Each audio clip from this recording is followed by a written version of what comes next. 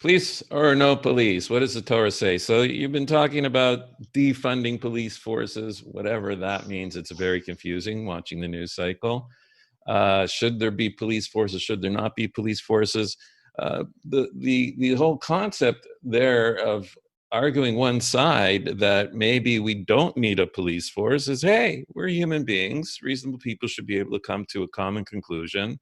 We're basically all good, and maybe we don't need police. It's on one hand. So is there some truth to that? Well, people are basically good. There's some truth to that. There's got to be some truth to every side of the story in order to be able to have a substantial disagreement or an argument. You can't sustain it. So there is some truth to every side. So, what do we need police? Do we not need police? Why? Aren't human people good people? And if you are going to have police, what's their job? What are their authorities, and what are their responsibilities? So let's take a look, and we'll jump into the verses.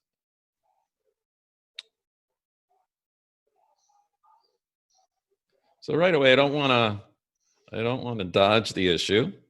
So we have right here in Deuteronomy chapter 16, Shoftim v'shotrim, judges and shotrim. Here's this word, a shoter. I was saying in the preview the other day that a shoter comes from the word shtar, shin, taf, tet, resh, shin, tet, reif. It means a shtar is a document, an official document for a transaction. Either it's a purchase document, it could be a deed of sale. It's a shtar.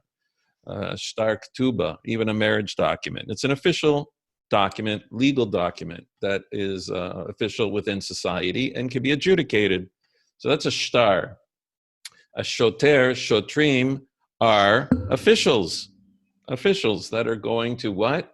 We're going to see in a second. Shoftim v'shotrim titen lecha.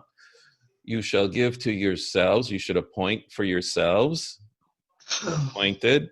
V'chol she'arecha, in all of your gates, asher Hashem Elokecha noten lecha, that God, your God, is about to give you. Remember, we're reading the Torah. This is the prophecy of Moses to the nation of Israel in order to have a system of laws to run their society, right? We talked about that. The point of the Torah, it's instructions, it's the constitution and the legal code for operating a society that we are going to run when we go into the land of Israel. That is the whole point of it. Now, that being said, does it have application in other areas and to other peoples? Absolutely.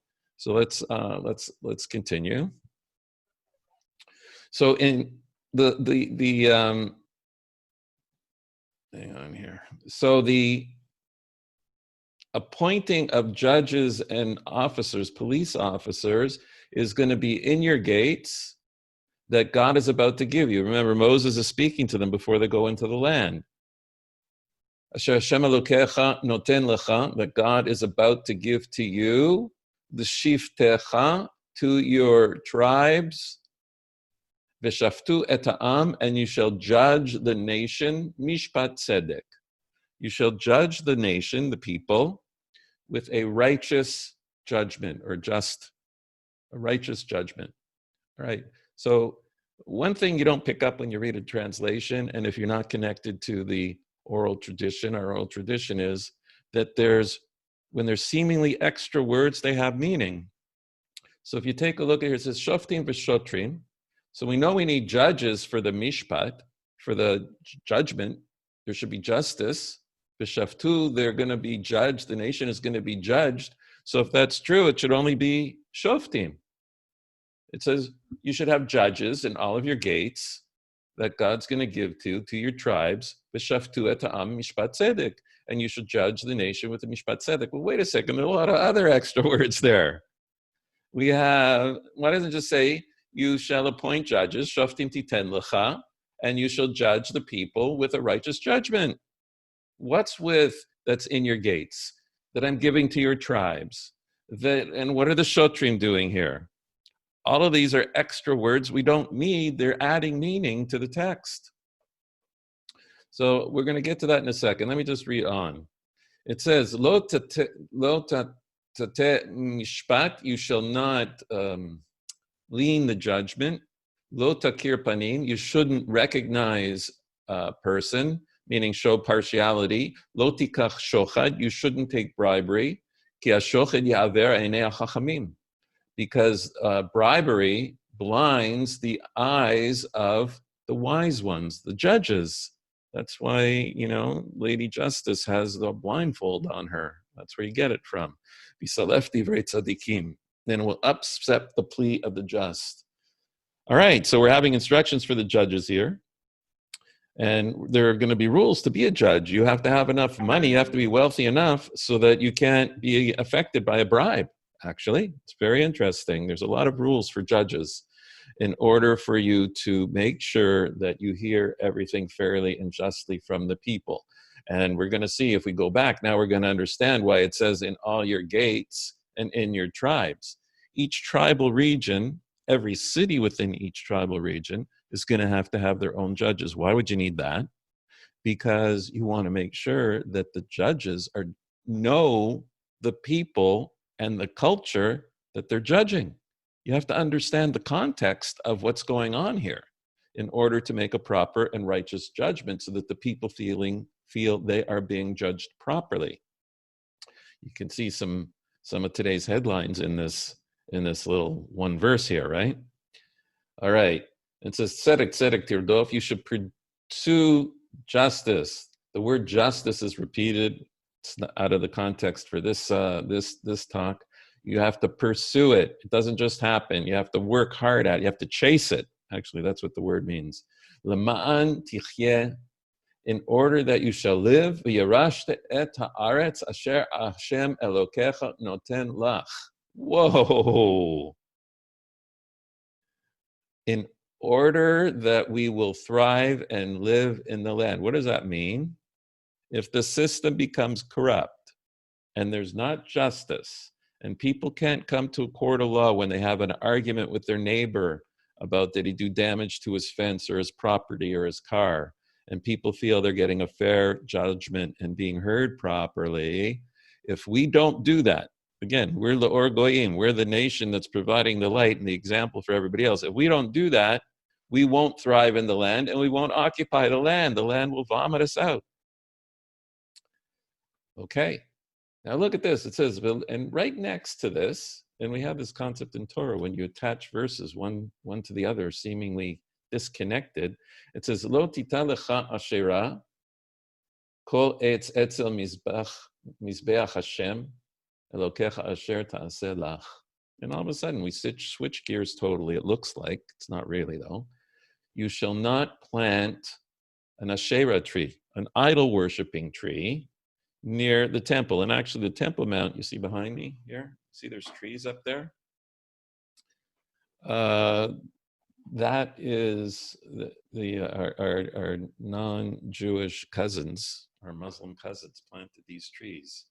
During temple times, there was no tree growing up here on the Temple Mount platform. You shouldn't have any kind of tree, especially an idol worshiping tree, near the altar of Hashem. All right. So let's continue on. Here's Rashi. Now, people think the rabbis read the verses and say what they think it means. No, we have this unbroken tradition. Rashi is from the 10th century, meaning the 900s. And he's one of the first ones we go to if we seem to have extra words or not. Why is that word there? Why is that extra? What's it coming to teach me? He's the first one that's coming to try to share that information, the simple, plain meaning of the words in the text. And he is not making it up in the 10th century. He's quoting the teachers and the sources that he got it from. Here you see, here he's quoting from Sanhedrin, which is from 2,000 years, and the Sifrei and Dvarim, also part of the Oral Torah, which also is from thousands of years ago. He's quoting that in the 9th century to share with us what it means. Who are the Shoftim and who are the Shotrim? So he says the shoftim are the dayanim, haposkim et adin. They're the judges that sit and determine the judgment. This is the decree. This is what the case is going to be. Who owes whom what. The shotrim, it says they're the ones who are the arm of the court, because the litigants can leave the court. The judge makes the decision, but what's going to make them do what the court decided? There have to be some consequences for not listening to the court or the judgment of the court, which they both agreed to come and agree to. When two litigants come to the court, implicit as that is, no matter what the judge decides, they are going to accept and execute and implement. So what the court needs is they need officers of the court who are going to ensure that the parties who accept the judgment in theory, in practice, act on it. So those are the officers who enforce the order of the judge. They're armed with a baton and a strap, no lethal weapon here, until he accepts the judge's sentence. Meaning, if he needs to use it, he can use it in order to enforce the order of the court. Why does it say b'chol she'arecha, in all of your gates? It means every town. Every town have to have their own local judges who understand the local authority. L'shiftecha, this is your region. Every region have to have their regional court. Then you have to have your city court. Every gate of every city has to have their judges there, and the judges had to sit in the gates of the city as you came in. We saw Jaffa Gate.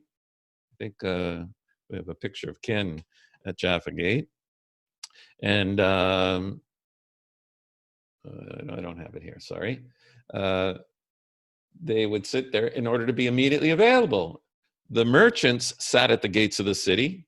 They would change money when people were coming in so they could buy produce or whatever they needed to purchase if there was a visitor coming into the city. So there would be financial transactions going on at the gates of the city.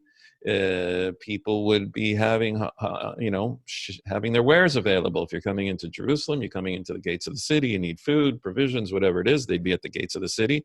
So there could be arguments break out at the gates of the city. You had to have judges at the gates of the city in order to adjudicate. And you needed to have shotrim, officials, police officers that could help enforce the judgment. Okay. And they shall shoftu et ha'am, and they shall judge the people with righteously. This means that they will appoint judges who are expert and righteous to give a just judgment. Not anybody could be a judge. There were prerequisites in terms of character, in terms of knowledge, in terms of wealth, and they had to be actually married with children, because in order to understand what mercy is, meaning even though strict judgment might require something to be done, you have to understand what mercy is. And until a man, if he's going to be the judge, has a child, he really doesn't understand what it means to have mercy. So they had to have children in order to be the judges. Okay, now one of the things was, we went up here, what does this tree, this idol worshiping tree, have to do with anything? It says that if you establish an unjust judge, it's like planting an idol worshiping tree on the Temple Mount. If there's a corrupt judge that's not executing God's law, or deciding what God wants, but deciding what he wants because of his own vested interest, that's idol worship, isn't it? Idol worship is, I know better than God. Or there's a power independent of God that knows better than God. So to have an unjust judge who's making decisions that go against God's law is like planting idol worshiping tree by the temple. So now that we've discussed that there are supposed to be judges, why? Aren't people good enough? Like, why do we need this anyway? So let's see what the Torah has to say about why we need judges, why we need courts, right? This is the end of the story of Noach in Genesis 8. It says, "V'yirach Hashem et reach hanichoach." Noach comes out of the ark. He makes his offerings to Hashem. God saved the world, his family, and the animals, and he made his offering. And then God accepts the offering. V'yomer Hashem el libo. God says to himself, he doesn't reveal to Noach in prophecy. Lo osif lekalel od et adama ba'avur ha'adam. I'm no longer going to curse the land because of humanity. Why? Ki yetzer lev adam ra mini'urav. Now, many of your translations will probably say, because of the heart of man is evil from his youth. Anybody got that in your? Anybody have that in your Bibles? Genesis 8:21. Mine says the imagination of man's heart. The imagination of man's heart. Okay. Any idea what the heck that means? No. Okay. That's why I'm here with you. The imagination of man's heart is evil from his youth, it says. I will never again curse the ground because of humankind, since the imaginings of a person's heart are evil from his youth. You seem to get the same one as Lindsay there. Okay. And Jenny, what's yours say? You got the same translation as Lindsay. Go ahead, Jenny. I will not continue to curse the ground or curse again the ground because of man, since the imagery of man's heart is evil from his youth. Interesting. Wow.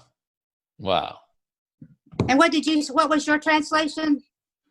Well, I'll tell you. Here, see. Okay, here you go. Can you see that? Yes. Okay, so we said, Ki yetzer lev adam ra min urav. Because of the yetzer, you're calling a yetzer an imagination. Lev is heart, adam, of the person. Ra is evil, min urav, from his youth. Okay, so now I want to spend a little time talking about that. What do these terms mean? Because they're very important. And we're going to go, when we do our big session starting in Genesis, we're going to go in more detail about this as well. Yetzer lev adam. So a yetzer, litzor means to make. Yotzer. Yotzer, in Genesis we say Bereshit bara Elokim, God created, meaning something from nothing. V'yatzar, and he didn't create man. After he did creation of something from nothing, then he took pre-existing stuff that he had made, v'yatzar. A yatzar is a fabrication. It's something that you make from something else. A yetzirah is a painting. If a human being makes a painting, we call it a yetzirah. Okay? So yetzer lev is the thing that gets your heart going to do something. A yetzer is a drive. So we have a yetzer, an inclination or a drive, an emotional drive or a physical drive to want to do something, right? So there's an inclination. So he says in a human being's heart, he has this yetzer, or she has this yetzer, this drive to do evil from their youth. Now, we need to determine what do we mean by evil, right? We have to define what's good and evil. We're going to get to that in a second. We're going to define evil, ra, tov, good. So good is anything that's consistent with God's will, that brings somebody closer to God. That's good. What's evil?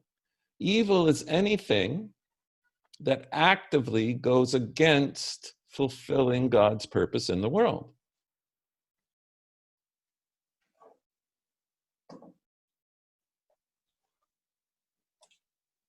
Okay? So if God is this transcendent being outside of time and space, and we have things in the physical world, anytime I'm involved in the physical world for the sake of being involved in the physical world, in something material,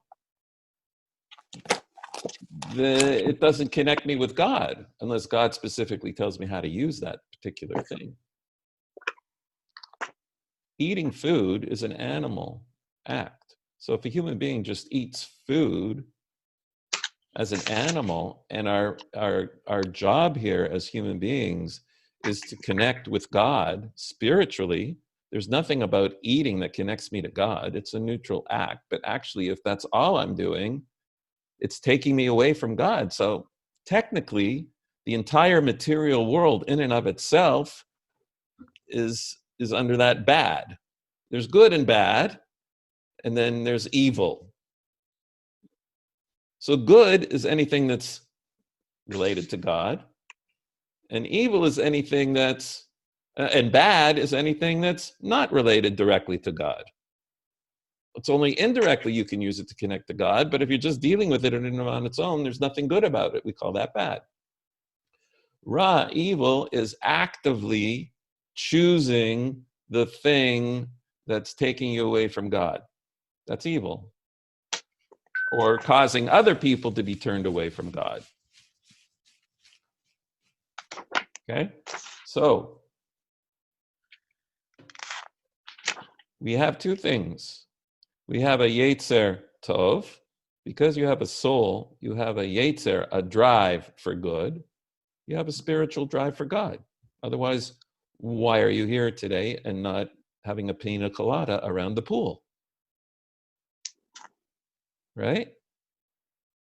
Your neshama wants to be here. Your soul wants to be here. Your body doesn't want to be here. Your body has its own drives. Your body has the body drives. It has its own inclination. That's the Yetzer. It has its drive to do stuff in the physical world. It seeks comfort, your body. Your soul is seeking meaning. And there's your conflict. Meaning versus comfort. Vince Lombardi, Green Bay Packers. No pain, no gain. No meaning unless you're willing to pay the price. You got to work at it. You got to fight inertia. You don't want all that pain? You'll be a very comfortable last place finish by going out and drinking and carousing and having fun before a game day every week. It's more comfortable, no pain, but no meaning. So your soul is looking for meaning. So you have a drive for meaning, and you have a drive for material comfort, pleasure, material pleasure. So we say that a human being's born, a baby, grandchild, right? They're all Yetzer Ra. A baby, when they come out, it's all Yetzer Ra. They're all body drives. They just want to eat, sleep, burp, right? Be comfortable. The minute they're not comfortable, they scream. It's all Yetzer Ra. So we call that evil inclination. So to call it evil inclination is a bad nomer because we have all this baggage about evil that we're walking around with. It's the body drive. It's our inclination to want to just be a comfortable animal. I want to be a horse grazing out in the meadow with some other horses. Okay, so now God says, listen, we go back to our judges. Now he's judging humanity. He's got to understand the context. This is no longer the Garden of Eden where everything was pristine 50-50. And we're going to see in the Garden of Eden that the inclination, the drive to go against God wasn't even internal, wasn't inside a human being. It was outside. Who was the inclination to get us to go against God? The Nachash, the serpent, right? There was this concept of an external Yetzer, an external drive for the physical to be involved in the physical for its own sake, and that you yourself should control the world around you, as opposed to God being the one in control. So we had an external. It says when we ate from the tree of knowledge of good and evil, we internalized, we were transformed, we changed, and we became beings that had now an internal Yetzer Hara, an internal drive. We have this internal drive. We were transformed. We became more material, right? Remember we talked about light and skin? We became much more material beings. Now you're in a different context. Now it's not a 50-50 choice anymore to choose to go with God or to choose to go against God like it was in the Garden of Eden. Now Adam, outside of the Garden of Eden, it's a much rougher context that you're working with. It takes much more effort. It's harder to get it right. Once we get down to 10 generations, down to Noah and the flood, God's now judging humanity. He says, listen, because of the context, we have nature and nurture. Not only do we have a situation where nature is such that the human being has become more materialized, more material being, and therefore it's a bigger battle, especially when you're young, before you develop your intellect and your spiritual capacity. What you end up doing is you don't develop this capacity to overcome your body drives until you become, that's what we mean by when we call bar mitzvah. When you become 13, girls a little bit earlier, they mature earlier in their ability to use their intellect to understand that this delayed gratification or not doing something is going to be better for me in achieving my life goals than doing this thing. You need to become more than just a youth. At the youth level, we don't have the capacity at this point in history of Noah to be able to overcome that. And therefore, if somebody does something bad, I'm not going to destroy the whole world. I understand that they need to grow spiritually, and they're going to need some extra tools in order to do it. So we're not going to destroy the entire world again. That's what God's saying. It's not saying that man is evil. He's understanding that man, who is good, has this stronger Yetzer Ra, meaning the drive for the material, than much stronger than the drive to be a spiritual being. It's not a 50-50 choice, and therefore he's saying it's not appropriate to destroy humanity. Here we see the Sforno here. He says the inclination of man's heart, human makeup was now inferior to what it was before the flood, and the intellect no longer held sway during the years of youth, and this enabled the appetites, meaning our body drives, to achieve domination. We're consumed by our body drives. Now, why do we need this anyway? Why do we need this negative body drive, this drive against God? It's interesting. So if we look at Genesis 1, we see God saw that everything that he had made, and he saw it was very good. V'yar Elokim et kol asher asa, everything that he did, not bara, right? Here he's using the word to make, that's to fabricate also. V'nei tov me'od, it was very good. Usually it says vayihi tov, it was good, but now we're saying it's very good. And it was evening and it was morning, the sixth day.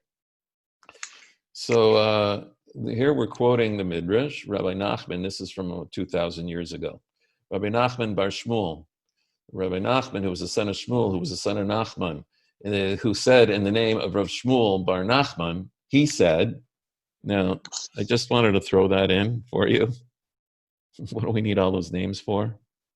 Because we want to say something in the name that we heard it from, because we have an unbroken chain. We don't make stuff up. So he said, what did he say? Hinei tov me'od. When it says it's very good is the Yetzer Tov. I mean, the good is the Yetzer Tov. Hinei tov me'od, to say it was very good, that's the Yetzer Hara. So it's good that we have an inclination to want to connect to God, and it's very good that we have an inclination to want to go against God. Why? So it answers here. Ki Yetzer Hara tov me'od. It may. How could it be that the Yetzer Hara, the drive to want to go against God, is very good? Elash ilule Yetzer Hara.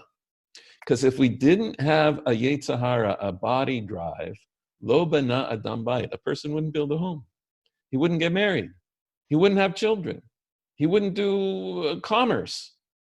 And King Solomon said in Ecclesiastes, in Kohelet, ki hine kinat ish mire'ehu. Right? The fact that we have this drive of jealousy means we actually can go and accomplish. We're in a physical world. Our soul is locked in a physical world. And unless we have a body drive, we're not going to go and act. The neshama, the soul itself, can't do anything in and of itself. The soul can't do anything. It's transcendent. It's spiritual. So it needs to be in a body. It needs a horse to get where it needs to get to. And it needs to have the horses got to drive. So now what I have to do is I have to figure out to manipulate and coerce and bribe and give a sugar cube to get my horse to do. If my horse didn't like sugar cubes, I'd never get it to get me to ride from Yavniel to Jerusalem. Wouldn't move. So same thing with my body. If my body didn't have built within it a body drive, I wouldn't be able to have a way to get my soul to convince my body to do anything in the world. God says, be fruitful and multiply. Why would my neshama? I need to have a body drive to do that. We need to have an evil inclination. It's called an evil inclination. I don't like the word evil inclination. It's a yetzer. It's a productive force. We have a productive force to do things in the material world, and we have a productive force to do things in the spiritual realm, to do spiritual acts. We need both in order to have free choice. Because if I didn't have both, I'd be forced to do good. If I just had a good inclination, I'd be forced to do good. You see that? Yeah? Okay. Once I know that people have a Yetzer Hara, right? A selfish drive, a comfort drive. When they're in the court of law, they say, oh, yeah, judge, right. So, okay, so now I have to pay this guy $1,000. Okay, I understand now, great. When you're standing in front of the judge, it's real easy to accept the judgment, right? You're in the court. And we're sworn, you make a shvuah. Sometimes you have to make an oath, and you're making an oath in front of Hashem, in front of God. Okay. So you accept the court. The minute you walk out of court, all of a sudden, well, how much money in my bank account? If I pay him, it's going to get really tough, or I'm going to have money for the mortgage, right? All of a sudden, your Yetzer Hara starts thinking about how uncomfortable it's going to be to accept the ruling of the court and find all kind of excuses not to do what the court said. That's why the court needs a police force. When the guy who's supposed to get his $1,000 doesn't get his $1,000, who's he go to? Said here, I have the order, I have the decision from the court. I have the psak din, right? It's written down. You owe me $1,000. Guy says, sorry, I haven't got it today, but there's a court order. That's when you need police. Because why? People have a Yetzer Hara. If we were all only good inclination, everybody would go out of court and he'd go to the bank account, take out the money, and if he goes into an overdraft and he has to go make a loan and get into trouble because of it and miss a mortgage payment, okay, what am I going to do? The judge said. So we want to project onto people that they should all be these righteous people that don't have a Yetzer Hara. They only are Yetzer Tov, right? There's good people, reasonable people should accept what the court says. I see these discussions on the television in America today. It's laughable. Yeah, let the litigants adjudicate amongst themselves and make the decision about how they're going to resolve their conflict. The police don't have to get called in every time. Really? In a world where people don't have a Yetzer Hara, that's true. Because people are operating, what do we say? The intellect is the thing that's going to control your body drives. So if all you're operating at is the intellect level, the spiritual level, yeah, reasonable people will sit down together and come to a common conclusion. That is true. And that will work with angels who don't have bodies. Once you have a body in this world, even God said, I accept the fact that you have a Yetzer Hara. And it's very, very strong in this post-Noach world. And I'm taking that into consideration in my decisions of how I'm going to treat your actions. Right? So that's why it says you have to have judges and officers in every city, in every gate. You have to have people who understand, who are above reproach. We're going to get to that in a minute. Who are the leaders, the leading examples, and they're going to be able to enforce it, but they're objective. We need objective leaders that are beyond reproach. to make the decision for the society, but then we have to appreciate the people in the society, the average person, is going to have a tremendous amount of difficulty dealing with that. You have to know your population. Okay, let's share the screen. So just to summarize where we're at, this is actual Jewish law. This is from the Mishnah Torah. The Mishnah Torah is the encyclopedia of the 613 commandments. Maimonides, Rabbi Moshe ben Maimon in the 12th century, he went through the entire corpus of the oral law, that's very stream of consciousness, and he organized it into 14 books in encyclopedic fashion by topic. And this is the laws related to the Sanhedrin, the high court, and penalties within their jurisdiction. Okay, this is the section. This is the corpus of law. There's going to be commentaries on that also. Diane, you're going to get a copy of this, okay, in the show notes when you get it sent. So here he just articulates it. It is a positive command from the Torah to appoint judges and officers, b'chol medina u'medina, in every state or province. And this is for in Israel, in the land of Israel. This is a law that applies to Israel. We have no say over what other nations are going to do. This is Jewish law, Israel law. B'chol medina b'chol pelech pelech, in every province of province. As it says in Dvarim shoftim v'shotrim titen lecha b'chol she'arecha.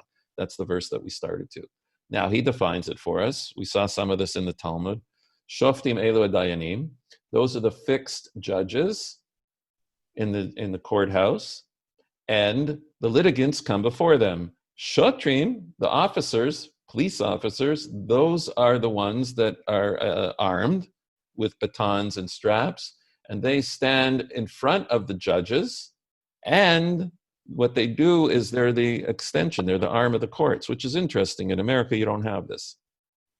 The police force is from the executive branch, not from the judiciary. In Torah law, the police are an extension of the judiciary. That could be a very dangerous thing if you have a corrupt government. That's why in America they did the separation of the powers. But in a God-based system, the police are connected to the courts. So they go through the marketplaces and the streets and to the shops, and they make sure people aren't cheating, that they haven't got weighted weights, their scales aren't heavy so that they're cheating customers, right? And if anybody getting out of trouble, they have the ability to mete out corporal punishment, like a police with a baton could do, according to what the judges have decided if people aren't enforcing the law. So they're peacekeepers, they're police officers, they're, you call them peace officers, right? So they do that, they keep the peace, and they enforce judgments of the court. And if there are people who are criminals, they bring them before the judges. We're going to see that's going to be a very important thing. And that's a complicated process because somebody could be a suspect to have done something criminal. And how do you know? Because if you arrest somebody for something and you're not an expert judge, there's going to be a conflict we're going to talk to. We may run out of time, but what do you do when you have a complex law and the policeman is the policeman? He's not the judge. So you could improperly arrest somebody to bring them before the court and do a lot of damage to that person when they weren't guilty of an offense because the police officer didn't really understand the law as well as the judge did. See that problem, right? It's a big problem that America's dealing with right now. Okay. So whenever a person is seen as perpetrating an injustice, they should bring the police officers, bring them to the court where he will be judged according to what he did. Now, that was all Torah law. That's all biblical law. Now, I want to share with you something very interesting. You see, we've been in diaspora for 2,000 years. When we're in diaspora, none of that applies. None of the authority of the courts can apply. The Torah law says, what can you do with a husband that refused to give his wife a divorce when he should be giving her a divorce? right? And the authority that the judges in the court and the officers of the court, what they can do in order to convince him to do what his soul wants to do, not what his body and Yetzer Hara wants to do, right? So that all applies when you have a Torah government. When we're in diaspora and there are courts of justice in the host country, none of this applies. We can litigate civil cases amongst litigants for financial issues or whatever it is, property rights. People can go to the Jewish Beit Din, the Jewish court of law, but it doesn't have the authority, and it can't take power away from the civil court of law, say in America or in Europe, wherever it happened to be. So this whole concept of shotrim doesn't really apply when the Jews are in diaspora. What Maimonides was describing here is what happens when you have the nation of Israel in the land with a king, right? Like King David, like King Saul, like King Solomon. You have to appoint the judges in the courts and have the officers of the court, and it's all operating according to how Maimonides is describing here. Now, what's happened now, we have an intermediary kind of situation, which is we have a modern state of Israel that is funny kind of government. I did a walk and talk to explain the Israeli government. If anybody wants to know, PM me and I'll send you the talk to describe how our form of government works here in the modern state of Israel. But so we have this difficult situation where we have a Jewish national government, but it's not run according to Torah law. It's run according to British common law, some Turkish law, some stuff that's been made up. We have justices on the court that are Arabs, not Jewish. We have members of Knesset passing laws that aren't Jewish. The laws that are being passed aren't necessarily in concordance with Torah law. So we have a messed up system here. On the other hand, we have Orthodox Jews that are trying to navigate the system, right? So on one hand, we have the Israeli legal system. On the other hand, we have the Torah system. Now, who was saying earlier, once you know what the Torah says, you know what you got to do. So if you're a Torah observant Jew, you know what the Torah says. You know that supersedes any law that's made that's in contradiction with the Torah. On the other hand, we're citizens of a modern state, and therefore you have to keep the laws of the state. So it's a complicated situation. That being said, we have modern day, we do have Jewish courts. Actually, the Jewish family court is run according to the chief rabbinate. Chief rabbinate deals with family law. There's also the secular court will also deal with family law, but there are religious courts that deal with family law. You could also go to a religious court that deals with financial issues. If you have a disagreement over a business disagreement with another litigant, you can choose to go to the Torah Beit Din as opposed to the secular Beit Din to get a judgment from a Jewish judge as opposed to a secular judge or a non-Jewish judge in the Israeli court system. You have the option. So there's always comments made by modern rabbis who are experts in law trying to apply the situation. How do we apply our Torah situation with a contemporary situation in Israel that may or may not be consistent with Torah? Here is a modern 20th century Rav, Rabbi Chaim David Halevi. So he's talking now about the modern Israeli police force and how we relate to it. That is to say, the job of police officers is not restricted just to carrying a baton and a belt and to the punishment of criminals. Rather, they are the leaders of the generation. For a leader and a judge are sources of authority and fields which border upon each other. Sometimes they call him judge and sometimes a leader. So he's making a comment here about what it should be, not what it is, right? So the Jewish concept of a police person is somebody who is an authority and a leader and somebody to be looked up to. Now, the Talmud says, I think I got this reversed order. Talmud says, this is in this verse. There's a verse in Deuteronomy 1:16. Here it is, and I charge your judges at the time. This is Moshe talking. V'atzaveh et shoftechem et ahi. And I commanded or appointed your judges at that time. So Rabbi Yochanan says, Keneged Makarutzua, Tia Zariz. Says that you have to be Zariz. You have to operate with alacrity, but you have to be careful, right? He says, Tia Zariz. He says it here in the Tosfot, the commentary on that Talmud. This is from 1800 years ago. No, sorry. This is from 11th century. Be careful to not terrorize the community. Shalot latil ema al hatzibur. You don't want to terrorize the community and to be too oppressive on them. V'chen muchach lekam. And it's brought out from here, from this Talmud. It says the darshin in mahaikra azahara dayan sheyizbol et hatzibur, that the judge needs to be long-suffering. That's probably the best way to do it. Long-suffering with the tzibur. He has to be able to be very patient with the people. Now, you see, this is the confusion that's going on in America right now also. Right? The confusion in America right now is how patient to be with the public. On one hand, we know Yetzer Leva Adam Ramei Nurav. We know that people have these crazy body drives. On the other hand, you have to keep the peace. God says he's not going to destroy the entire world.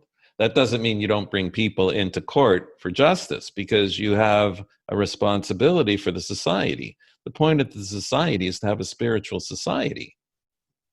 So on one hand, you have to take into consideration, you don't want to terrorize the community, right? Saddam Hussein, you go into Iraq, you go into Islamic societies, you go into Korea, everybody is kept in line because the mishtar, the peace officers, are cruel and unrelenting and terrorize the population. So the population stays in line. But what have you done? You've taken away their free will. We don't want to take away people's free will. Basically, you've beaten their Yetzer Hara and totally controlled it. So they're only a Yetzer Tov. They're only got a good drive left. They're afraid to act on the other one. You don't want to do that. But what's the other hand? If you're too long-suffering, what happens? You're feeding their Yetzer Hara. You're letting their body drive go free without consequences. And once you let that go free without consequences, next thing you know, Walmart windows are being bashed open, Rodeo Drive windows are being bashed open, and people are carrying out stuff that doesn't belong to them because you're allowing and nurturing. So you have to find this balance. You have to find this balance of toughness to keep their Yetzer Hara from going wild, their body drives from going wild. And their body drive means ego drive. Who are you to tell me? Jealousy drive. You don't deserve to have that. All those drives. So on one hand, you can't let that run rampant. On the other hand, you don't want to become Korea either. It says it right here. You don't want to beat it out of them. Because if you beat it out of them, you've taken away their free will. Now they're just zombies. They're not human beings anymore. They're trained animals. You dehumanize them. He says here, if we're honest, we're talking about the judge. So ideally, what do you want to do? We said, well, the police officer has a problem because if he's not trained in the law and doesn't understand the law properly and doesn't have the same sensitivity as the judge, the long-suffering judge who can make that fine line decision, when do we have to come down hard to stop them from going crazy, and right? And when do we want to let them go? So ideally, you should have the judge accompanying the police so that they don't make an improper arrest or enforce something that they shouldn't be enforcing. They should let them go a little bit. Like God says, I'm going to let humanity go a little bit. All right. so how do we would avoid where somebody arrests a person and brings them in front of the court, right? So they should have been have an expert in the field before they get arrested, right? And here he's saying in Israel it's happened, just like in America it's happened. That a person gets arrested, it becomes clear during his detention that he did nothing wrong, or even when before he's brought before the court. And only then does it become clear he didn't do anything wrong. However, in the meantime, much damage has been caused, both physical and spiritual. And all this is because the officer of the police force, it seemed to them that the person was a criminal. And therefore, even temporary detention is only permissible when directed by a judge. So you need to have the expert making the decision of when to detain a person, when to not detain a person.